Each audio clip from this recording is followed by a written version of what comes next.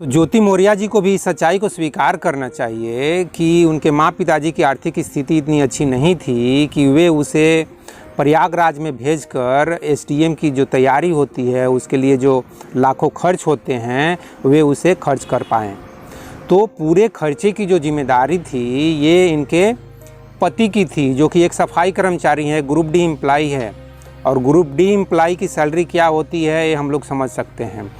तो एक group D का एम्प्लॉय आलोक अपने पूरा पैसा एक तरह से, और जहाँ तक कि सुनने में आ रहा है कि उनके पिताजी जो कि एक अध्यापक हैं, उन्होंने भी अपनी बधू को एक एसडीएम बनाने के लिए अपने पैसे काफ़ी खर्च किए। तो मैं यही कहना चाहता हूँ, चाहे कोई भी कहेगा भाई, कि अगर ज्योति मौर्य जी इतनी इंटेलिजेंट थी और उनको ये विश्वास था कि वो अपने दम पर, अपने काबिलियत पर एक एसडीएम बन सकती हैं, तो उनको एक सफाई कर्मचारी से फिर शादी ही नहीं करनी चाहिए थी। वैसे भी वो ग्रेजुएट तो थी ही, बीएड की पढ़ाई कर रही थी, तो उनको शादी से पहले ही उनको अपने माँ पिताजी से बोलना चाहिए था कि पिताजी मैं अभी शादी नहीं करूँगी, पहले मैं एसडीएम बनकर आपको दिखाती हूँ, उसके बाद आप मेरी शादी करना, और मैं एसडीएम के रैंक से शादी करूँगी, एक सफाई कर्मचारी से क्यों शादी कर रहे हैं। और ये मुझे आप छुपाइए मत, क्योंकि यार 2010 में जब स्मार्टफोन का ज़माना आ चुका था, जब वीडियो कॉल का ज़माना आ चुका था,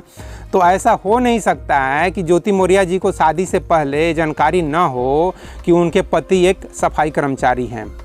तो ये कार्ड में छपवाना, किसने छपवाया या आज छपवा रहा है, डिजिटली कुछ इधर उधर चेंज करके उसको छपवा रहा है कि ज्योति मौर्य जी को पता नहीं था कि उनके जो पति हैं आलोक मौर्य एक सफाई कर्मचारी हो, तो मेरे गले तो ये बात नहीं उतर रही है। क्योंकि ज्योति मौर्य जी को इतनी तो जानकारी जरूर होगी कि उनके लिए जो उनके पिताजी दहेज में जो पैसे खर्च कर रहे हैं वो कितना खर्च कर रहे हैं, उनके पिताजी की आर्थिक स्थिति क्या है, वो एक किराना दुकान से चाहे एक आटा चक्की के दुकान से कितनी कमाई कर पाते हैं, ताकि, क्योंकि यार एक ग्रुप डी एम्प्लॉय में और एक ऑफिसर ग्रेड के एम्प्लॉय में जो सैलरी होती है ज़मीन आसमान का फ़र्क होता है, और उनको जो दहेज दिया जाता है उसमें भी ज़मीन आसमान का फ़र्क होता है। ग्रुप डी एम्प्लॉय को जहां 20 से 25 हज़ार रुपये मिलते हैं, वहीं पर एक ऑफिसर को 1 लाख से ऊपर की सैलरी होती है। और जो दोनों को दहेज मिलता है ऑन एवरेज अगर देखेंगे बिहार यूपी में, तो मेरी जानकारी के हिसाब से अगर एक ग्रुप डी एम्प्लॉय को अगर 5 लाख दहेज है, तो वहीं एक ऑफिसर को कम से कम 25 से 30 लाख दहेज मिलता है।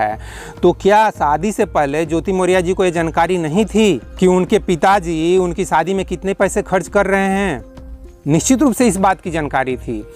तो इसलिए यह कहना कि शादी से पहले ज्योति मौर्य जी को पता ही नहीं था कि उनके पति जो हैं वो एक सफाई कर्मचारी हैं, एक ग्रुप डी एम्प्लॉय है, और उनकी शादी धोखे से उनसे की गई है, ये बिल्कुल ही सरासर गलत है, इसमें कोई सच्चाई नहीं है। तो इस वीडियो में बस इतना ही दोस्तों। जय हिंद, जय भारत और जय विश्व, जय भगवान। Thank you very much friends.